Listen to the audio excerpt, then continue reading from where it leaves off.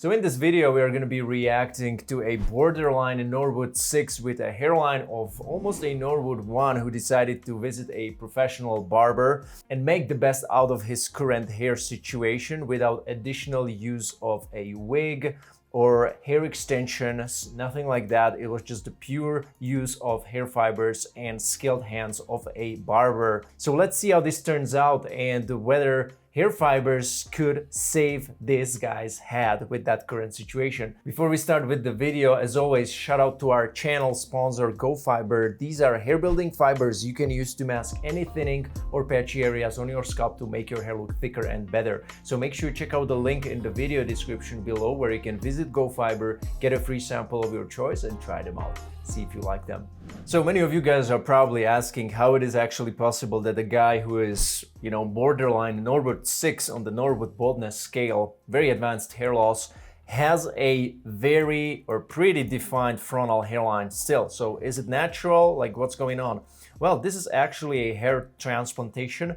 For some of the guys who are watching my videos regularly have been already probably able to spot it, but for all you newer guys, this is unusual to occur in nature. There are guys who end up with a strong defined hairline while the rest will completely start diffusely thinning and eventually fall out. But this is kind of rare, and what we can see here is a hair transplant which had been done on the first maybe 3-4 centimeters of the hairline. So the hairline had been previously densely packed, and then the gentleman started, losing more and more hair.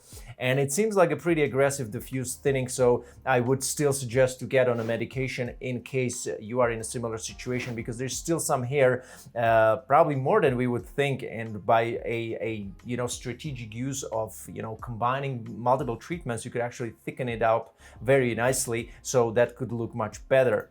So one unfortunate thing before I even react to this gentleman is that overharvesting of the donor, especially here when the barber clipped his hair on top and then uncovered his sides better, we can notice the scarring and the whiter looking areas on the occipital and parietal zones right here especially, and they're looking way more pale compared to his hair here. So here we can see a difference between the harvested zone and the non-harvested zone, which is looking a little bit more pigmented and darker. That's because the hair density is the original density there, whereas here the hair density had been vastly diminished by the previous hair transplant. So the barber is trimming the sides here and letting the hair on top much longer to create a nicer contrast between shorter sides or faded sides and back. So he's going for that,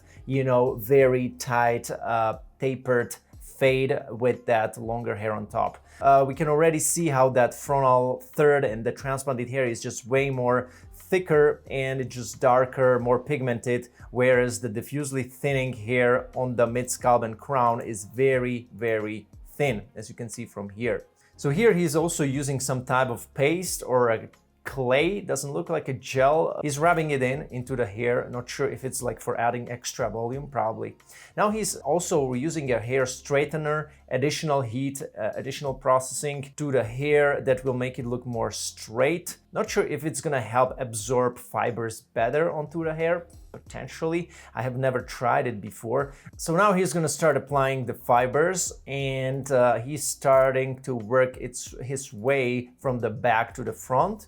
So he's going to apply it and then just comb that hair over. Now, the problem here when you don't have so much hair that could act as a support for these fibers is that most of these fibers will actually fall on the scalp. They will not be kind of concentrated on the hair shaft itself, but rather on the scalp. Personally, I don't really like it so much because then it can start itching a little bit after a while. So I would actually personally prefer most of the hair to fall on the hair shaft itself. And in such case of extensive baldness where you need to fiber 80% or more of your scalp before you go out every day, that's already gonna be more expensive, obviously, because fibers, if you use them so much, they can definitely, the cost can add up. And I think it's much more economic for the long term, and also it's going to look more natural if you actually do a scalp micropigmentation on the whole top and then use fibers as a finisher still on top, because I much rather prefer use fibers when they stick to the hair and add more volume to the hair, because you apply them that way instead of using them as that surface concealer of the scalp surface. I don't really like that so much personally, and I think it's more natural if you have SMP underneath and then use fibers. Make sure you check out this video right here, which I made a year ago, how you can enhance your hair transplant. No matter if it was like super successful or maybe not as successful, you can still utilize SMP to get a better look. And there are 3 main cases where it's applicable. So make sure you check out this video after you finish watching this one.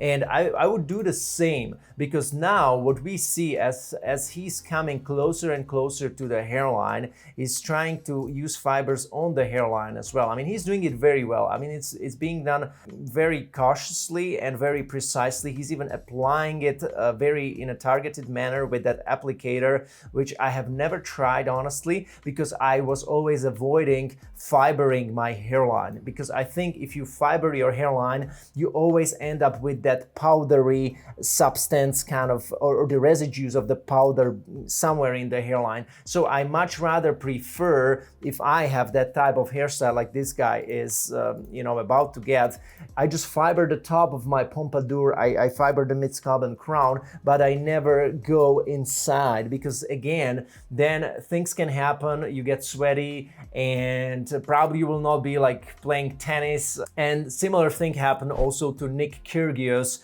to a tennis player earlier this year, who also used a lot of fibers before his match, and then because of the sweat it started to drip. And these are the things that you would want to avoid, and that's why I would actually prefer to have a permanent or semi-permanent scalp micropigmentation done on the hairline, which can never like start dripping or start like being too obvious. Now, don't get me wrong, I mean, it's a great transformation already if you look at where this guy came from. I mean, great hairstyle. This barber like made it almost like unrealistic. Like, how is this possible? Yeah, here you can definitely see that this barber knows what he's doing. He's very skilled. If you see how cautious he's about pressing that hair on the top. He doesn't want to press that hair now too much, because then he's gonna just drastically lower the volume. So, I mean, this hairstyle can be good for a picture or for a little video, but if I couldn't imagine myself running around with such a hair like prepped in that way for the whole day, because eventually it's not going to look so good. The wind starts blowing. So unfortunately, this is just I think a short-term demonstrations of what fibers can do, but it's not a very practical way of styling your hair every single day. But again, as far as where this guy came from and where he's now, it's looking pretty amazing, right? It's looking pretty amazing. And obviously when the hair was wet on the before picture, the hair doesn't have so much volume, but once it is gonna dry up, it's gonna also have a little bit thicker structure. So that's definitely something you guys could look into if you're interested. I wouldn't try to make that hairstyle routine every single day. Like, make it happen with that blow dryer and also the hair dryer and straightener, because this is additional heat, additional over processing that will slowly but steadily damage your hair, especially if you are doing it regularly on your miniaturized hair as well, which is already thinner than your original hair, the healthy hair used to be. That means it has a smaller amount of the hair bonds that are holding your hair shaft fibers together, like hydrogen bonds, salt bonds, and disulfide bonds that are the strongest. If you are over processing the hair, over combing and heating, what that does to your hair is it creates a little bit like holes and pores in your outer hair layer, that's the cuticle, and it starts damaging that cuticle, and over time it will be shown in more hair breakage, your inability to grow that hair longer, because it's going to eventually always break off, because the ends will be very damaged, will be just sprouting and will be breaking off. So this is something why, if you are the type of guy you want to still have a nice hairstyle despite thinning, you want to make sure that you are at least on medication, so you are actually doing everything that is possible to prevent further miniaturization and further hair damage, induced by DHT. That was it from me for this video, guys. Hope you enjoyed it. For all of you who need help from me in terms of helping you find the right doctor, assisting you with your hair transplant research directly, helping you understand all the pros and cons and do's and don'ts of a hair transplant surgery, as well as designing you a proper hair loss protocol and supporting you throughout your hair regrowth journey, make sure to check out the link in the video description below where you can learn more about my one-on-one consulting services, where I can also help you out one-on-one with all that. That was it. Hope you enjoyed this video, and I'm gonna be seeing you soon in another video. Take care.